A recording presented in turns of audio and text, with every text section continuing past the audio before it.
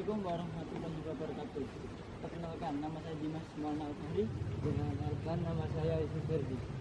Oke, di sini kita berdua akan membuat video laporan hasil observasi tentang Masjid Al-Alam yang terletak di Desa Prajan, Kecamatan Camplong, Kabupaten Sampang. Dan let's go ke masjidnya.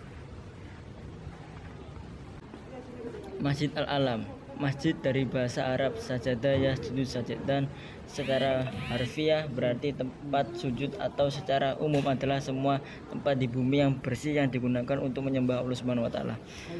Secara istilah, masjid adalah bangunan yang didirikan dan dipersiapkan secara khusus untuk ibadah salat jamaah oleh umat Islam, seperti Masjid Al-Alam yang terletak di Desa Prajan, Kabupaten Sampang, Kecamatan Camplong, yang terletak di Pondok Pesantren Nahdlatul Ulama. Masjid tersebut namanya adalah Masjid Al-Alam, yang mengambil dari nama penghulu Prajen atau yang membuat tanah Prajen, yaitu Kyai Haji Abdul Alam.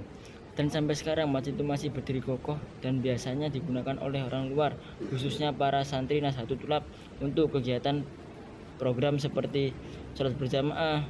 Bukan cuma sholat berjamaah saja, biasanya Masjid Al-Alam digunakan santri untuk ngaji Al-Quran di waktu subuh dan ngaji kitab di waktu ba'da maghrib, yang mana ngajinya langsung dipimpin oleh Kyai Haji Muhammad bin Muafi dan ustadz-ustadz yang lain.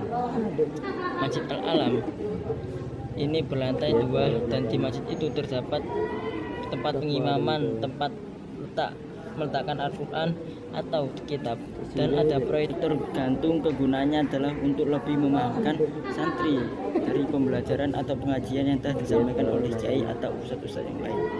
Dan di dalam masjid itu terdapat lantai yang dikurungi atau dilingkari oleh kayu agar santri tidak sembarangan menginjak tempat itu, karena konon zaman dahulu salah satu santri Nahdlatul Ulama pernah melihat cahaya dari langit, dan sontak santri itu lari ketakutan. Dan setelah cahaya itu menghilang, santri itu melihat lagi di tempat yang terkena cahaya itu, dan sontak santri itu merasa takjub karena cahaya itu seperti menurunkan lafaz Allah dari langit. Dan terdapat juga tempat khutbah di saat sholat Jumat, dan juga ada tempat khusus untuk kiai, yaitu kursi dan meja di saat kiai ingin ngulang ngaji. Dan kalau di lantai 2 juga terdapat tempat letak Al-Quran dan juga CCTV untuk mengawasi santri di setiap sudut masjid tersebut, dan juga tempat ruang kosong. Manfaat Masjid Al-Alam bisa digunakan untuk tempat ibadah, dan juga bukan untuk beribadah saja, tapi bisa juga untuk menambah ilmu bagi santri Pondok Pesantren Nahdlatul Ulama. Sekian dari saya.